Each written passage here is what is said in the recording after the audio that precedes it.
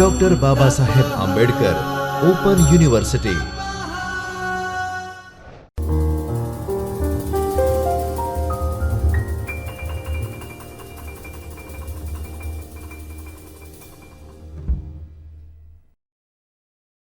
नमस्कार। Doctor Baba Saheb Ambedkar open university के चैतन्य studio में आप सभी का स्वागत है। मैं Neetu Singh, assistant professor in special education. आज का जो हमारा टॉपिक है वो बीएड स्पेशल एजुकेशन के paper SESV 02 curriculum modification and evaluation के block 3 education and strategy for independent living के अंदर पर है। पिछले क्लास में हमने डिस्कस भी किया था टी प्रिपरेशन और खुद का जो डेली लिविंग एक्टिविटीज़ है उसके बारे में। इसी क्रम को हम आगे बढ़ाते हुए आज जो टॉपिक है उस पर डिस्कस करेंगे। आज का जो हमारा टॉपिक है वो है पाक कला। जैसे खाना बनाने और खाना बनाने में क्या क्या चीज़ें लगती है, किचन का कैसा ओरिएंटेशन है। तो इसमें जो किचन का जो भी सामान है हमारा, आप लोगों इससे तो सभी लोग अवेयर है कि किचन कैसा होता है, उसमें कौन सा सामान कहाँ पे रखा हुआ है। अगर उतनी पूरी तरह से नहीं भी जानते हैं जितने गहराई से हमारे पेरेंट्स या खासकर जो मदर जानती है, लेकिन फिर भी कुछ चीज़ें हैं वो आप सभी को पता है कि हमें पानी कहाँ से लेना है। अगर मम्मी नहीं है तो खाना, अगर हमें चाय बनाना है तो वो कैसे बनाएंगे, या कुछ छोटा मोटा मैगी वगैरह हर कोई आजकल बनाता हो, वो लड़का हो या लड़की हो।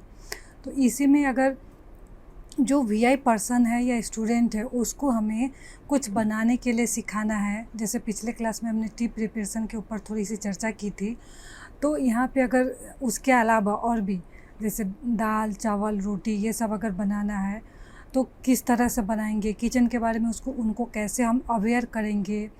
तो सबसे पहली बात तो ये बार बार ये बातें रिपीट होती है कि जो भी सामान का जो स्थान है वो हमें फिक्स रखना है, डेली चेंज नहीं करते रहना। अगर हमने गैस स्टोव रखा है तो उसका एक फिक्स जगह है, तो उसको हम डेली उठा के कभी लेफ़्ट कभी राइट नहीं करते। उसी तरह लगभग जितने भी सामान है हमारे किचन के अंदर, किचन रूम के अंदर, उस सारी की स्थिति हमें लगभग फिक्स करके रखनी है, चेंज नहीं करना है। तो इसमें आपका कुछ हम देखते हैं, जैसे खाना पकाने के लिए जो उपकरण है या बर्तन का इस्तेमाल करते हैं, सब्ज़ी काटने के लिए चाकू का, तो वो सब चीज़ एक स्टैंड में रखे हैं, एक जगह पे रखा है। तो सब चीज़ का जो जगह है, जो बच्चे को हम पहले सिखाएंगे वो ओरिएंट, किचन में कौन सी जगह किस जगह पे रखी हुई है, लेफ़्ट है साइड है, अगर बच्चा बीच में खड़ा है मिडिल में तो उसके 2 कदम या 4 कदम पे कौन सी चीज़ें उसको आसानी से वो ले सकता है, उससे मिल सकती है।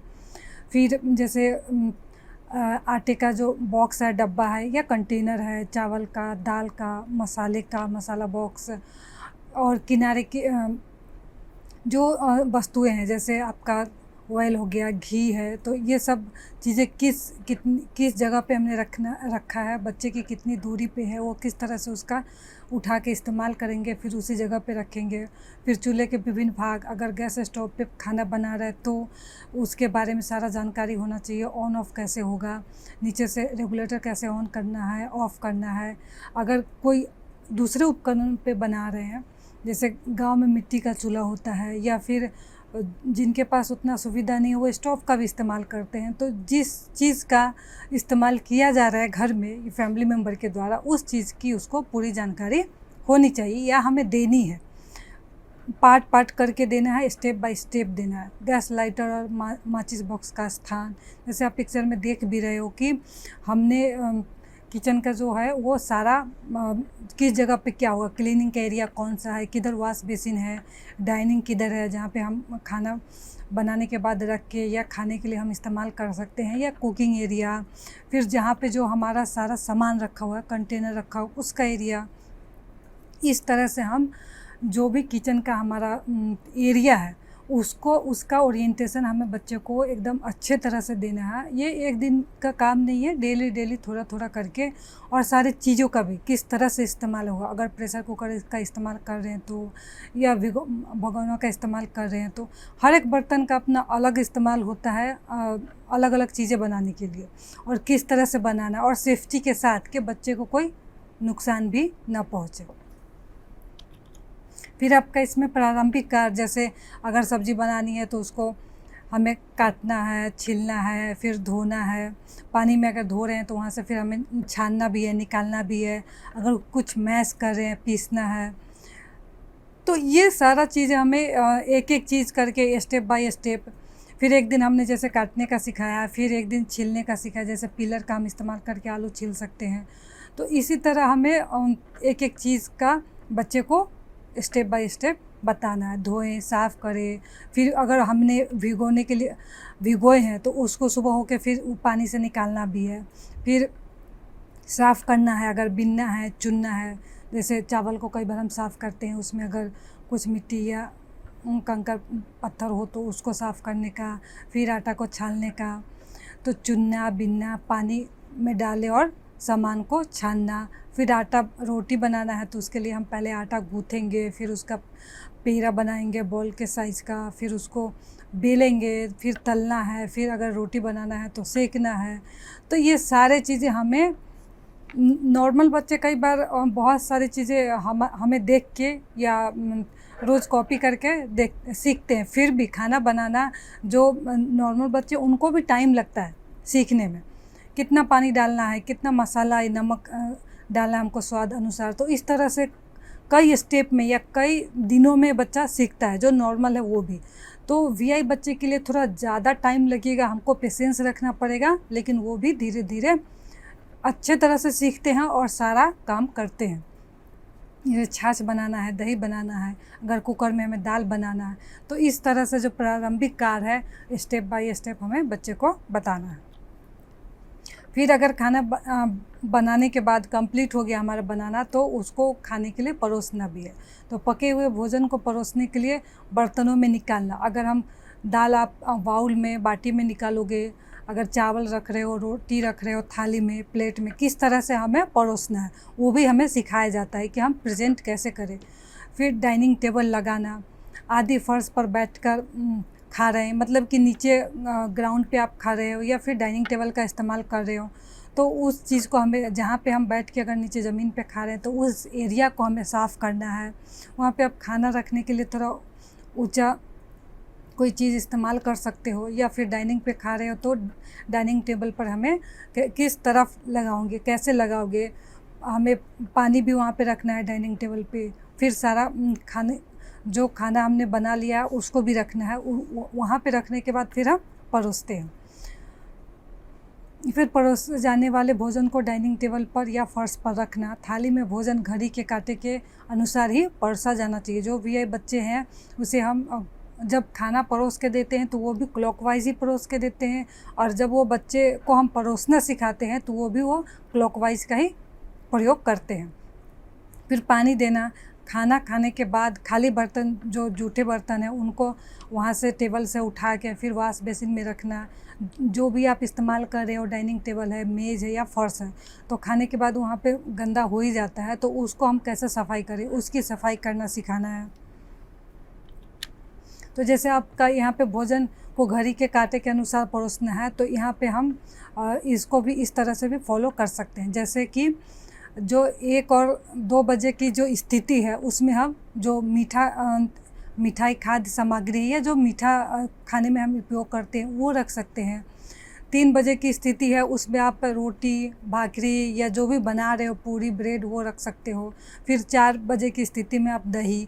तो इस तरह से हमें पूरा उसका जो क्लॉकवाइज जो हमें फॉलो करते हैं हम, 4 बजे, 5 बजे, उस तरह से हमें उनको देना भी है और उनको परोसना सिखाना भी है। जैसे फैल ना जाए ऐसी वस्तुओं में 5 बजे के हिसाब से रखना है, तो उसको हम बाउल वहाँ पे इस्तेमाल कर लेंगे, उसमें रख देंगे, जैसे दाल है। फिर 6 बजे के हिसाब से चावल, फिर 7-8 की स्थिति में दाल है, तो हम 5 बजे वाली स्थिति में सब्जी का भी प्रयोग कर सकते हैं, उसमें भी तरी होता है तो वो फैलेगा नहीं। फिर 9 से 10 बजे की स्थिति में सब्जी है, तो वहाँ पे हम यहाँ पे सब्जी हमने लिखा है, तो अगर आप सब्जी 5 बजे वाली स्थिति में रख रहे हो तो यहाँ पे आप चटनी है या कुछ सॉस है तो उसके हिसाब से भी रख सकते हो। लेकिन जो आप एक बार बच्चों को सिखाओगे या इंस्ट्रक्ट करोगे, उसी चीज़ को हमें बार बार फॉलो करना है या रिपीट करना है, चेंज नहीं करना है कि हमने एक जगह दाल की जगह पे सब्ज़ी रख दिया तो अगले दिन वहाँ पे चटनी रख दिया, ऐसा नहीं करना है। तो क्लॉकवाइज़ जो हम बच्चे को एक बार इंस्ट्रक्ट कर रहे हैं, सिखा रहे हैं, तो उसी चीज़ को हम फिर से रिपीट करेंगे। फिर 11 बजे की स्थिति में अचार, या फिर 2 बजे की स्थिति में हमने सलाद रख दिया। अगर 1 बजे वाले में हमने वहाँ पे मिठाई रखा है तो 2 बजे वाले पे हम सलाद रखेंगे। तो जो भी हम परोसना सिखा रहे हैं या बच्चे को परोस के खाना दे रहे हैं, तो उसमें हमें ध्यान रखना है कि क्लॉकवाइज़ हम रखें। और आप बाउल में रख रहे हो सब्ज़ी, या छोटी प्लेट में सब्ज़ी रख रहे हो, दाल रख रहे हो, तो उसी स्थिति में, या स्पून से बच्चे को खाना सिखा रहे हो, या फिर फिंगर से, हाथ से खा रहे हैं बच्चे, तो उस चीज़ का भी हमें ध्यान रखना है। और कहाँ पे आप सिखा रहे हो, फर्श पे बैठा के मेज़ का इस्तेमाल करके बता रहे हो, या फिर डाइनिंग टेबल पे बच्चा बैठ के खा रहा है, या फिर उसको आप खाना सीख चुका है तो अगर फैमिली मेम्बर के किसी और पर्सन के लिए वो परोस रहा है या दे रहा है, तो उस टाइम भी कहाँ पे आप ये चीज़ कर रहे हैं, ये एक्टिविटी हो रही है, तो उस चीज़ का हमें भी ध्यान रखना है। और उसके हिसाब से ही हमें बच्चे को ट्रेनिंग देनी है। फिर आगे आपका घर को साफ़ रखने के कार्य, जो हमारे घर में घर की सफाई डेली हम करते हैं, डस्टिंग है, झाड़ू है, या फिर पोछा है, तो ये डेली का काम है, डेली होता है हमारे घर में, सभी के घर में डेली होता है। तो यहाँ पे झाड़ू लगाना, झाड़ू कैसे लगाएं, तो उसके लिए आपको पीछे रहना है। झाड़ू हमारा जो ब्रूम है वो आगे होगा, तो हमें झाड़ू लगाना सिखाना है, पोछा लगाना सिखाना है। पोछा में तो आजकल मोव का इस्तेमाल होता है, जिसमें बैठ के करने की ज़रूरत नहीं, आप खड़े खड़े कर सकते हो। फिर धोना, रगड़ना या साफ़ करना, तो टेबल है या फिर और भी चीज़ें हैं, तो उसको कैसे साफ़ करेंगे और कैसे साफ़ रखेंगे, और साफ़ हो गया वो कैसे पता चलेगा, तो ये भी बताना है। अगर गंदा है तो वहाँ पे डस्ट आएगा, वो फील करके आप बता सकते हैं। अगर कहीं पे 2-3 दिन से डस्टिंग नहीं हुआ तो आप ऐसे टेबल पे टच करो तो आपके हाथ में जो डस्ट है वो फील कर सकते हो। तो वो उस तरह से उनको बताएंगे कि यहाँ पे गंदा है, तो फिर हम कपड़े से साफ़ करेंगे, फिर कपड़े को धो के फिर रखना भी है सूखने के लिए, तो वो भी हम बच्चे को धीरे धीरे सिखाएंगे। फिर फर्नीचर की देखभाल, धूल साफ़ करना, अगर सोफ़ा है तो उसको हमें डेली झाड़ना है, उस पर डस्ट को हटाना है, मेज़ की सतह साफ़ करना है, स्टडी टेबल है या और भी चीज़ें घर में है, जो शो पीस है या शोकेस है, फर्नीचर को उसके निश्चित स्थान पे रखना। हम यहाँ पे बार बार ये चीज़ें रिपीट कर रहे हैं कि जिसकी स्थिति है वहीं पे रखें, डेली चेंज ना करें। पर्दे या कवर आदि को धोना, अगर कर्टेन है तो उसको हमें टाइम टू टाइम, उसको डेली तो नहीं लेकिन टाइम टू टाइम उसको भी सफाई करना है। फिर से अगर हमने खोल के साफ़ किया है तो फिर लगाना भी है। सुखाने के बाद फिर पर्दे को लगाना, या जो कवर है, कुशन का कवर है, उसको हमें लगाना। तो हमें खोलना भी सिखाना है, धोना भी, और फिर से अगर सूख जाने के बाद लगाना भी सिखाना है। तो अपने घर को हम कैसे साफ़ रखते हैं। फिर आपका आ गया कपड़े धोने का। कपड़े धोने का आजकल वॉशिंग मशीन में सब धो लेते हो, तो उसमें अगर वॉशिंग मशीन का इस्तेमाल हो रहा है तो उसमें रखना, डिटर्जेंट कैसे रखें, या लिक्विड फॉर्म में रख रहे हो या पाउडर के फॉर्म में। फिर ऑन ऑफ, फिर अगर वो हो गया तो टाइमर उसमें जो बचता है उसको बताना कि अब अपने आप वो जो वॉशिंग मशीन है वो सिग्नल देता है कि उनका हो चुका है, तो आप वहाँ से कपड़े निकाल लो, तो उसका भी इस्तेमाल कर सकते हैं। या फिर अगर हाथ से हैंड वॉश से करना, हाथ से धोना है, तो उसके लिए भी उन्हें ट्रेनिंग देने की ज़रूरत है। जैसे कपड़े अलग करें, धोए और सुखाए। जो अब इसमें ये भी पहचानना है कि गंदे कपड़े कौन से हैं और धुले हुए कपड़े कौन से हैं। तो गंदगी आप कपड़े के स्मेल से भी पहचान सकते हो। जो धुले हुए हैं उसमें से अच्छा सुगंध आएगा, जो मैला है उसमें से पसीने की, या फिर मतलब कि गंदा हो रखा है तो उसका अलग ही स्मेल होता है। तो आप सूंघ के बता सकते हो कि ये कपड़ा साफ़ है, ये कपड़ा गंदा है। फिर कपड़े को फोल्ड करना, आयरन करना, और फिर उसका जो आपने रखने का जो इस जगह बनाया है कपड़े को सूखने के बाद, उतारने के बाद, तो वहाँ पे रखने का। फिर कपड़े में बटन लगाना या फिर बांधना, बुनना है, तो वो भी हम आसान सिखा सकते हैं बच्चे को। फिर आपका नेक्स्ट आएगा तो बर्तन धोना, साफ़ करना। जैसे ये हमारा डेली का काम है, हर टाइम हमें कुछ ना कुछ, ग्लास है, प्लेट है, बाउल है, तो वो धोना रहता ही है। तो उसमें हम कैसे धोए, वहाँ पे हम क्या इस्तेमाल कर रहे हैं, स्क्रब इस्तेमाल कर रहे हैं या फिर वहाँ पे लिक्विड फॉर्म में है। आजकल बहुत सारा इसमें भी आप डिटर्जेंट का भी इस्तेमाल कर सकते हो, पाउडर का भी इस्तेमाल कर सकते हो। तो वो बेसिन एरिया है, वहाँ पे आप कैसे वो लेगा, फिर उस प्लेट को या ग्लास को किस तरह से साफ़ करेगा, फिर स्क्रब का इस्तेमाल करना। फिर अगर वो धो लिए हैं तो उसको पानी से धोने के बाद वहीं पे अब आपका रखने का जगह है तो उसका बताना। फिर उसमें रखने के बाद धुले हुए बर्तन को फिर सुखा के कपड़े से पोंछ के फिर उसके जो निश्चित स्थान है जहाँ पे हम रखते हैं वहाँ पे रखने का बताना। फिर बर्तन को उसके स्थान पर पुनः व्यवस्थित करना। कांच के बर्तन का हमें विशेष ध्यान रखना है कि कहीं वो टूटे ना। अगर धोते हुए टूट गया तो हो सकता है जो व्यक्ति उसका धो रहे हैं उनको भी लग सकती है, हाथ कट सकता है या वो जो कांच है चुभ सकता है। तो उसका कैसे ध्यान रखते हुए वो उसको साफ़ करें। फिर आपका नेक्स्ट है हमारा बिस्तर लगाना। जैसे अगर बेडशीट गंदा हो गया तो उसको हटाना है, फिर से उस पर दूसरा जो धुला हुआ बेडशीट है उसको डालना है, पिल्लो कवर लगाना है। तो बिस्तर का स्थान, जो आपका बेड कहाँ पे रखा हुआ है, फिर पलंग के अनुरूप गद्दे की जांच करना और उन्हें समायोजित करना। जो उस पर आपने गद्दे का इस्तेमाल किए हो तो उसके बारे में बताना। फिर अब उस पर जो हमारा बेडशीट है उसको डाल रहे हैं तो उसको फिर नीचे हमें वो उस गद्दे के नीचे भी उसको हमें घुसाना है या करना है कि वो बार बार निकले ना, तो वो भी बताना। फिर तकिए, ब्लैंकेट और चादर को स्थान पर रखना। या फिर आप सुबह है तो सो के उठे हैं तो उसको फिर फोल्ड करके अपने निश्चित स्थान पे रखना। तो जो फोल्ड करने की प्रक्रिया है तो आप छोटे बच्चे को तो छोटे कपड़ों से या हैंकी से हम फोल्ड करना सिखाते हैं। फिर जैसे जैसे बच्चा बड़ा होता है तो आप हैंकी से सिखा रहे हो, फिर टॉवल अगर बड़ा है तो इस तरह से हम बेडशीट, चादर जो भी है वो फोल्ड करना सिखाते हैं।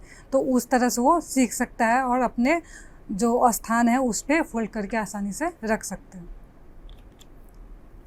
फिर आप है गृह अर्थशास्त्र, जो वित्त का प्रबंधन। अब अगर पैसे हैं तो उसको कैसे हम संभाल कर रखें, उसका कैसे इस्तेमाल करें। हर चीज़ में आजकल पैसे लगते हैं, सब्जी खरीदने जाओ, कुछ भी मार्केटिंग करना है तो वहाँ पे पैसे। तो जो वीआई पर्सन है उसको जो सिक्के हैं या नोट है उसकी पहचान करना और गिनती करना। आप कुछ खरीद रहे हो तो वहाँ पे पैसे दिए हो तो फिर हमें जो दुकानदार है उनसे पैसे लेने भी है। तो वो जो दुकानदार है वो उसको चीट ना करे या ये फिर वहाँ पे बेवकूफ़ न बने और अपने पैसे का ध्यान रख सके कि हमें इतना वापस लेना है सामान खरीदने के बाद। फिर धन को सुरक्षित स्थान पर रखना। अब वॉलेट इस्तेमाल कर रहे हैं या पर्स में लेके जा रहे हैं। फिर मानसिक बजट बनाना, जो घर का जो हमारा मंथली बजट है वो कैसे बनाना और उसमें कितना खर्च होगा, कितना हमें उसमें से बचत करनी है, हमारी सैलरी कितनी है। तो ये सब चीज़ें भी हमें सिखाने की ज़रूरत है। जो नॉर्मल व्यक्ति वो भी ये सब सीखते ही हैं। तो हिसाब किताब रखना, बचाना और निवेश करना। अगर हम कहीं पे अपना निवेश करने का सोच रहे हैं तो उसमें हम कौन से प्लान में करें, कैसे करें, तो वो सब की भी जानकारी इकट्ठा करना। बैंक या जो डाकघर में खाता खुलवाना, अपना अकाउंट खुलवाना ताकि हमारा पैसा सुरक्षित हो, हमारी सैलरी उसमें आ रही है तो अगर उसमें आ रही है तो फिर हमें वहाँ से काम करने के लिए ले भी सकते हैं। तो आजकल ऑनलाइन भी इस्तेमाल होता है, जैसे गूगल पे है, फ़ोन पे है। तो हमें कैश हम लोग ज़्यादा अधिकतर कैरी नहीं करते क्योंकि ऑनलाइन हो जाता है। तो ऑनलाइन अगर इस्तेमाल कर रहा है तो उसमें भी ऑनलाइन जो ऐप है वो कैसे इस्तेमाल करें। पैसा जमा करना और निकालना, बैंक जा रहे हैं तो वहाँ पे आपको निकालना है, रखना है या आपके बैंक अकाउंट से रिलेटेड कुछ काम है तो उसको हम कैसे करें वो चीज़ें सिखाना। फिर अगर चेक पे अपना साइन करना है तो वो साइन करने का सिखाना। फिर अगर कोई आप स्कीम में लगा रहे हो या कुछ होम लोन है तो आजकल स्टडी लोन, बहुत सारे लोन है तो उसमें जो इंटरेस्ट है उसके बारे में भी जानना कि किस बैंक का कितना इंटरेस्ट है, कहाँ हमारा फ़ायदा कहाँ रहेगा, किस जगह से अगर हम लोन ले तो हम फ़ायदेमंद होंगे। तो ये सब जानकारी भी बच्चे को या जो वीआई पर्सन है उनको देना है। जैसे हमारे जो भारत सरकार द्वारा जो नोट है उसमें जो identification mark for the visually impaired दिया हुआ है ताकि उन्हें ज़्यादा दिक्कत ना हो। जैसे आप पिक्चर पे देख रहे हो, जो अगर 500 का नोट है तो वहाँ पे जो पॉइंट का सिंबल है उससे वो आसानी से आइडेंटिफाई कर सकते हैं। इसी तरह से जो हमारा 20 का नोट 10 के नोट में नहीं है, उसके बाद से 20, 50, 100, 500 ये सारे नोटों में है। तो आप देख रहे हो कि 20 का जो नोट है वहाँ पे छोटा सा ट्रायंगल बना हुआ है। फिर हमारा 50 का नोट है उसमें स्क्वायर है। फिर हमारा 100 का नोट है उसमें ट्रायंगल है। फिर 500 का नोट है उसमें सर्कल है। तो इस जो 1000 का नोट है उसमें डायमंड शेप का है। तो ये स्पेशली जो वीआई पर्सन है वो आसानी से नोट आइडेंटिफाई कर पाए, इसलिए ये बनाया हुआ है। तो ताकि उन्हें दिक्कत ना हो और वो आसानी से अपने जो पैसे हैं उनको काउंट भी कर सके और ये भी जान सके कि अगर वो इस्तेमाल कर रहे हैं तो ये कौन सा नोट है, 200 का है या फिर 20 का है, 50 का है। तो इस तरह से वो इसके बारे में जान सके। फिर हमारा नेक्स्ट आता है समय और ऊर्जा का प्रबंध। जैसे जो हमारा टाइम है, हम लोग एक डिसिप्लिन या फिर हम टाइम टेबल फॉलो करते हैं। आप स्कूल में जाते हो तो हर एक चीज़ का टाइम टेबल है। लंच ब्रेक का अलग है, प्लेग्राउंड में जाने का टाइम अलग है, फिर स्टडी का जो पीरियड वाइज है, सब्जेक्ट वाइज उसका टाइम अलग है। तो इसी तरह वो अपने टाइम का कैसे इस्तेमाल करें, समय और दैनिक गतिविधियों की योजना बनाना, आराम के समय की योजना। अगर हमारे पास खाली टाइम है तो उस टाइम हम किस तरह से हमारा जो खाली समय है वो इस्तेमाल करें, ये उसका उपयोग करें। जैसे शाम के टाइम अधिकतर सारे बच्चे खेलते हैं, तो यहाँ पे वीआई बच्चे हैं तो वो भी अपना खेलने का किस तरह से हम खेलें, क्या खेलें, तो उसका योजना बना सकते हैं। फिर अपने पढ़ाई का योजना बना सकते हैं, टाइम टेबल फिक्स कर सकते हैं। फिर ऊर्जा की बचत करने वाली खाना पकाने, जल, तापमान और प्रकाश व्यवस्था की प्रक्रिया। जैसे अब भी एनर्जी सेविंग का है कि अगर हम कमरे में नहीं है तो लाइट, ये पंखे या फिर एसी का जो स्विच है वो ऑफ़ कर देना चाहिए ताकि हमारा एनर्जी बचे। हमें पानी बर्बाद नहीं करना है, तो अगर हमें प्रयोग में नहीं है तो हम टैप को ऑफ़ कर दे। तो ये सब भी उन्हें उन बच्चों को सिखाना है और वो अच्छे से सीखते हैं और करते भी हैं।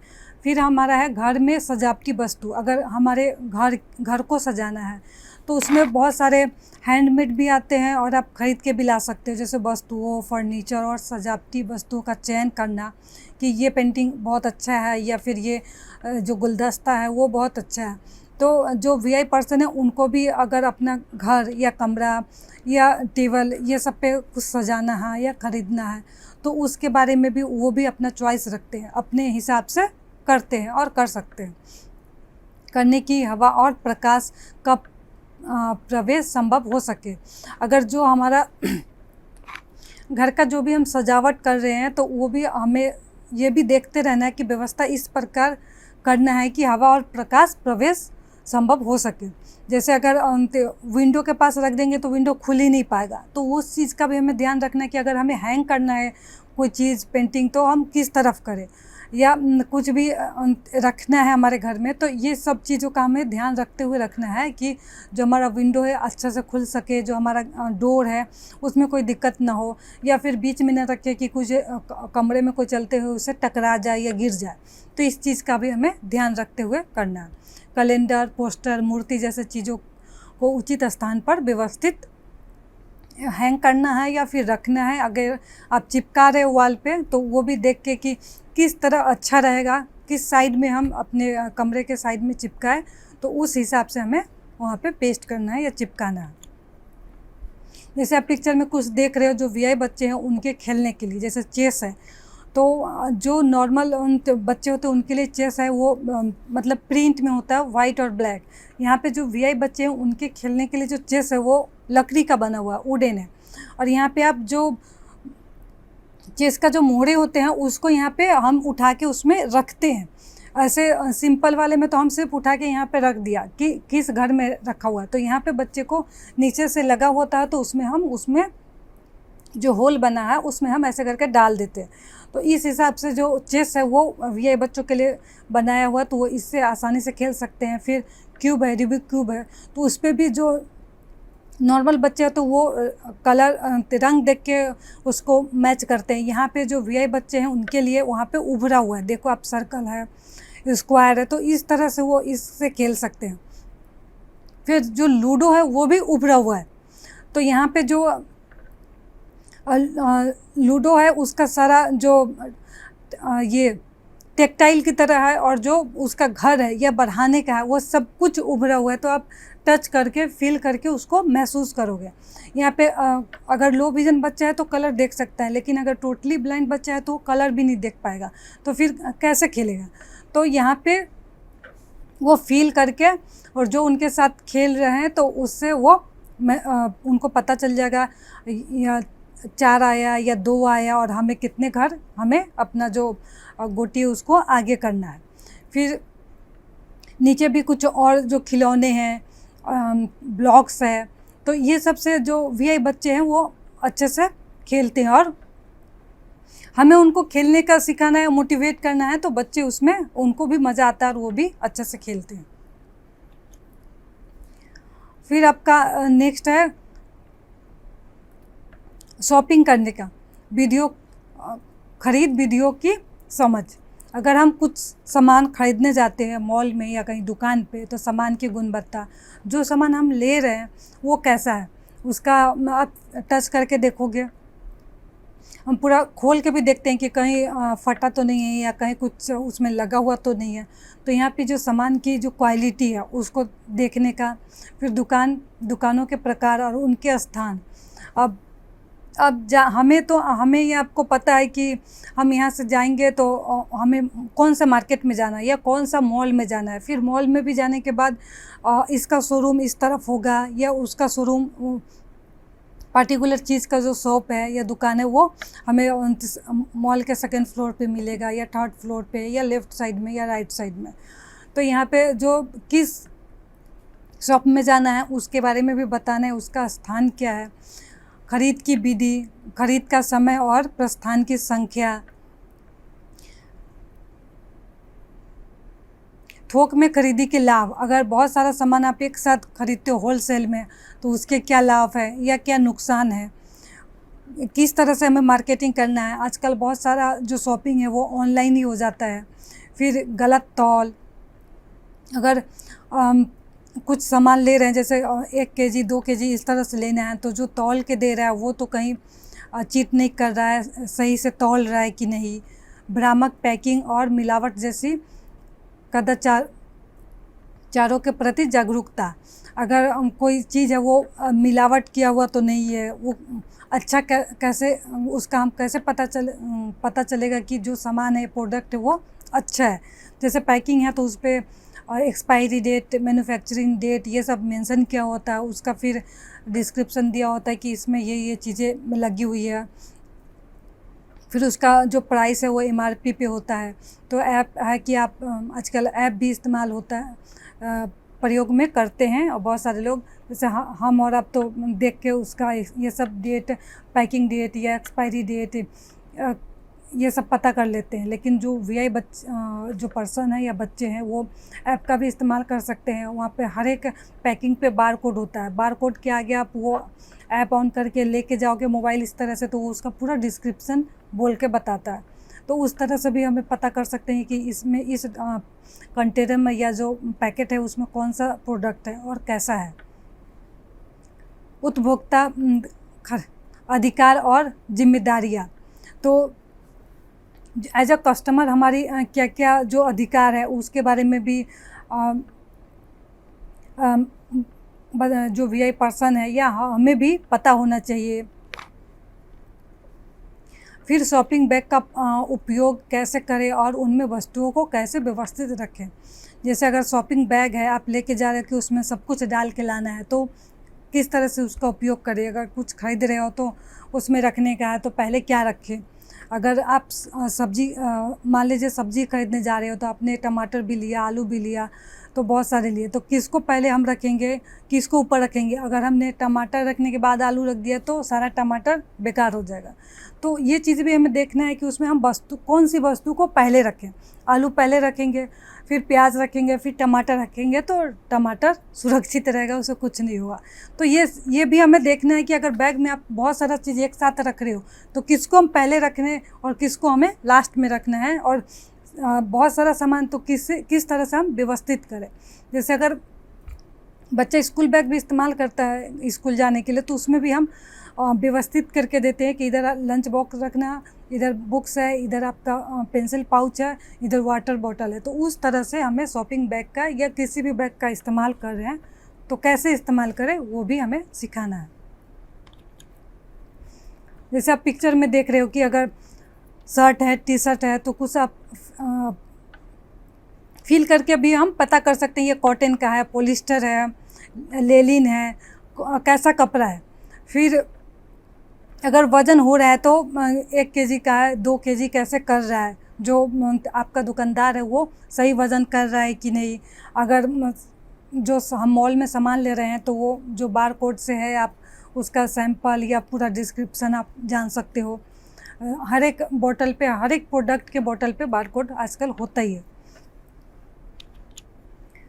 फिर है उपकरण का उपयोग, जो हमारे घर में या सभी के घर में जो भी उपकरण है वो इस्तेमाल होता है। जैसे माइक्रोवेव ओवन है या फिर वॉशिंग मशीन है, तो सब में टेक्नोलॉजी है, उसको हमें कैसे ऑन करना है, कैसे ऑफ़ करना है, कौन सा बटन हमें दबाना है, तो ये सब हमें बताना है। उसका ढक्कन खोल के हमें अंदर रखना है, फिर बाहर निकालना है। फ्रिज है तो ये भी एक उपकरण है। तो विद्युत स्विच, प्लग, पंखे का रेगुलेटर, टेलीफोन और मोबाइल। अगर मोबाइल है तो उसको हमें चार्जिंग पे लगाना है, चार्जिंग फुल हो गया तो निकालना है। दरवाजे की घंटी, ये सारा हमारा उपकरण है। Oven, fridge, toaster, mixer, geyser, pressure cooker, radio, tape recorder, TV. तो ये सारा हमारा जो टेक्नोलॉजी उपकरण है उसका हम कैसे, जो वीआई पर्सन है वो इस्तेमाल करें सेफली।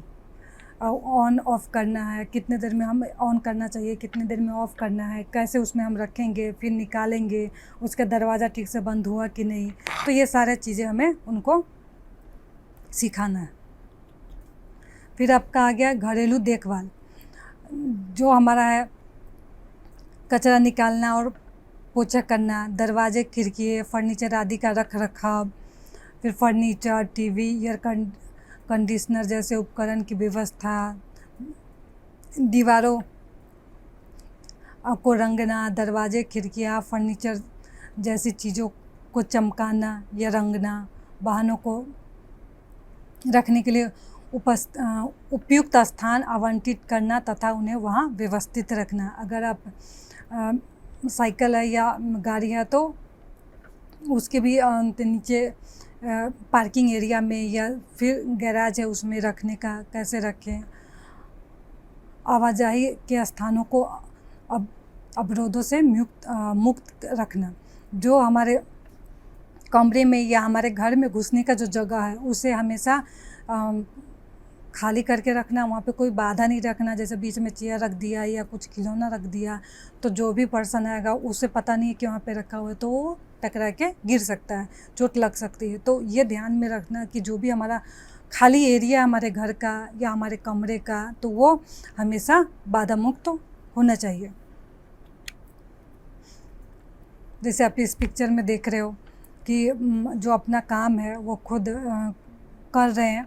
जैसे अगर कोई सामान है उसको अपनी जगह पे रखना है, या फिर कर्टेन हटाना है, या फिर अगर टेलीफोन रखा हुआ है या मोबाइल रखा हुआ है तो उसको हमें उठा के बातें करना है या हमें प्रयोग करना है। तो ये सब चीज़ें सब चीज़ का हम व्यवस्थित करके रखेंगे तो उन्हें भी आसानी होगी और वो सब चीज़ का उपयोग कर पाएंगे। फिर व्यक्तिपरक गतिविधियों का प्रशिक्षण, जैसे इसमें पहला है नहाना। तो नहाने का तरीका सभी व्यक्तियों के लिए, जो वीआई है या फिर नॉर्मल इंसान है, सबके लिए लगभग एक ही जैसा होता है। लेकिन फिर भी जो वीआई पर्सन है उनके लिए जो बाथरूम का है वो हमें उनको पहले ओरिएंट करना है, इस्तेमाल करें। अगर नई जगह पे जाते हैं तो फिर वहाँ पे कुछ हमारे घर में कुछ और है लेकिन दूसरी जगह जाएँ तो वहाँ पे थोड़ा सा कुछ अलग हो सकता है या कुछ और तरीका हो सकता है। जैसे दरवाजे का ही खोलने का बंद करने का, तो लॉक भी बहुत तरह के आते हैं। फिर ऊपर या नीचे हो सकता है कि सामान अपने घर में तो व्यवस्थित नीचे करके रखें तो आसानी से ले सकते हैं, लेकिन बाहर कहीं गए हैं तो ऊपर है। तो पहले हमें बच्चे को या जो वीआई पर्सन है उनको उस जगह का पूरा उनको ओरिएंटेशन करवा देना है। फिर जैसे वहाँ पे टॉवल हैंग करना है तो कहाँ करेंगे, फिर उसमें बाथरूम में अगर बाल्टी मग का इस्तेमाल किया हुआ है, अगर साबुन रखा हुआ है तो लेफ़्ट में है या राइट में है, कितने हाइट पे है। फिर उसका टैप का पानी के नल या जो भी टोटी है उसका तो खोलने का, क्योंकि आजकल जो टैब है उसको खोलने का तो बहुत सारे तरह के टैब आते हैं। कोई सेंसर लगा होता है, किसी को सिर्फ प्रेस करना होता है, किसी को गोल गोल घुमाना होता है। तो किस तरह का टैब है वो बताना। फिर सुरक्षा के लिए सावधानियाँ बताना। अगर वहाँ पे हमें बाथरूम के आगे मैट तो रखना ही है ताकि अगर निकले भीगे पैर हैं तो फिसले नहीं, और उस वहाँ का जो एरिया है वो सूखा हुआ हो। अनुसरण किए जाने वाले चरणों की समझ देना। जो आप उनको स्टेप बाय स्टेप सिखा रहे हो उसका वो अनुसरण करे स्टेप बाय स्टेप, और उसी तरह से हमें उनको इंस्ट्रक्ट करना है कि उन्हें दिक्कत ना हो। फिर आपको है दांत साफ़ करना या ब्रश करना, जो हम लोग डेली करते ही हैं। लेकिन यहाँ पे है कि जो वीआई बच्चा है उसको हम कैसे सिखाएंगे। जैसे दांत साफ़ करने का तरीका भी सभी के लिए समान ही होता है। जैसे आपने टूथपेस्ट को लिया, ब्रश को लिया, उसमें से थोड़ा सा दबाया तो निकला, फिर आपने अपने ब्रश के ब्रिसल पे लगा लिया। तो यहाँ पे जो वीआई बच्चे हैं उनको हम स्टेप बाय सिखाएंगे। जैसे ब्रश पर छोटे और मोटे जो ब्रिसल है नायलॉन के बाल ऊपर की ओर है, तो आप उसको दोगे वो फील करेगा, टच करेगा कि उस पे है। फिर उसके बाद टूथपेस्ट बाएं हाथ में अंगूठे और पहली उंगली के बीच में पकड़े। जैसे आप थंब फिंगर और इंडेक्स फिंगर को आप बोल रहे हो कि उसको पकड़े और उसका ढक्कन खोले टूथपेस्ट के ट्यूब का। फिर टूथपेस्ट की ट्यूब को दाहिने हाथ में पकड़े और अंगूठे और पहली उंगली की मदद से ढक्कन खोल ले। फिर टूथपेस्ट की खुली ट्यूब को दाहिने हाथ में पकड़े और उसके खुले मुंह को ब्रश पर लगे छोटे जो ब्रिसल है उस पर रखें। तो वो हमें किस हाथ में पकड़ना है, कौन सा चीज़ वो बताना है, फिर उसको कैसे खोलना है, फिर उसको दबा के उस पर ऐसे लगाना है। तो ये भी बताना है कि जितने दूर ब्रिसल है उतने दूर ही लगाना है, तो ताकि वो नीचे ना गिरे और फैले नहीं और उसके कपड़े में या उसमें ना लगे। तो इस तरह से टूथब्रश में हमें जो पेस्ट है टूथपेस्ट उसको लगाना सिखाना है। फिर है ट्यूब को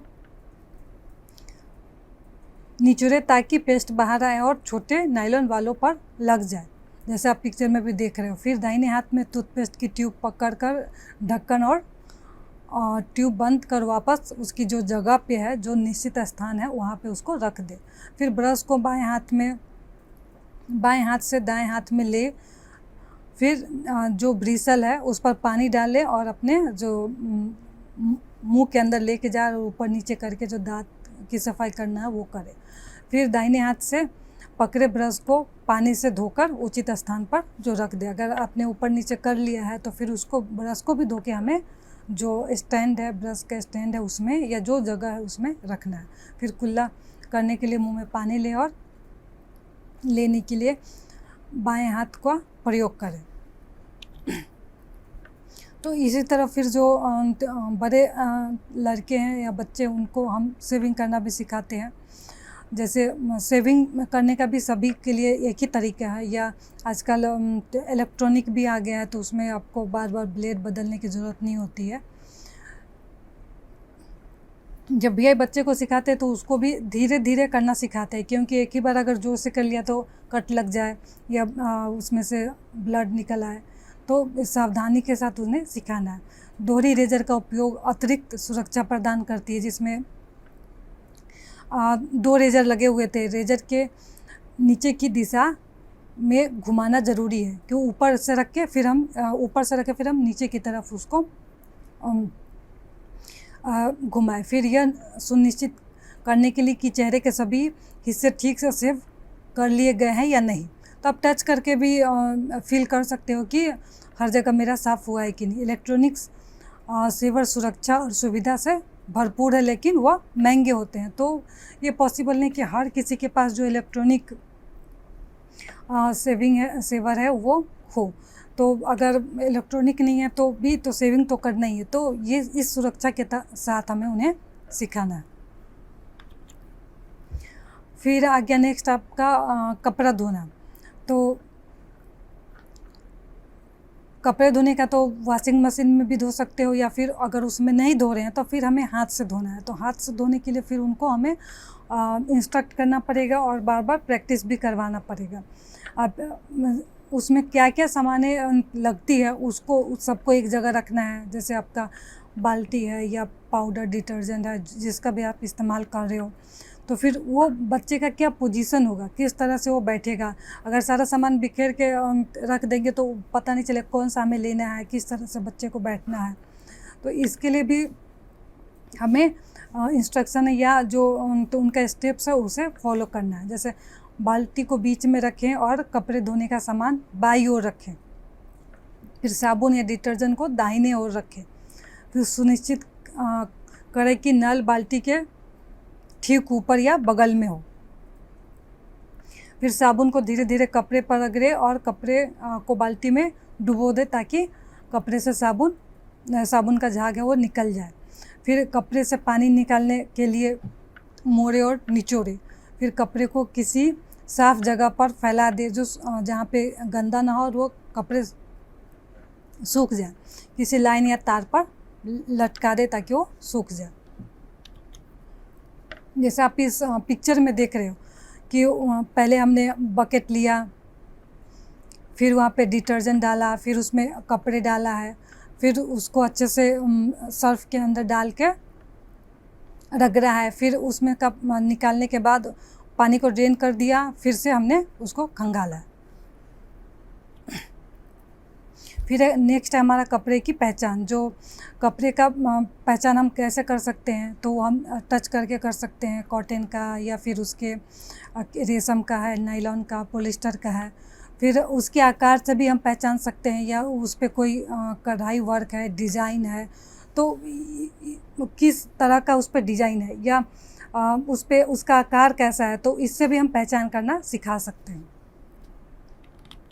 फिर है हमारा गृह कार्य। जो पहला है आपका दृष्टिबाधित व्यक्ति को भोजन कैसे परोसना चाहिए, जो पूरा डिस्क्राइब करके दिया हुआ है कि क्लॉकवाइज करना चाहिए। फिर दूसरा है आपका दृष्टिबाधित को दांत साफ करने कैसे सिखाएंगे, क्रमशः के साथ विस्तारपूर्वक लिखें। कि ब्रशिंग का जो स्टेप बाय स्टेप है वो यहाँ पे लिखना है। तो आज हम यहीं तक रखते हैं। नेक्स्ट क्लास में हम इसके आगे का जो पोर्शन है वो डिस्कस करेंगे। धन्यवाद। स्वाध्यायः परमं तप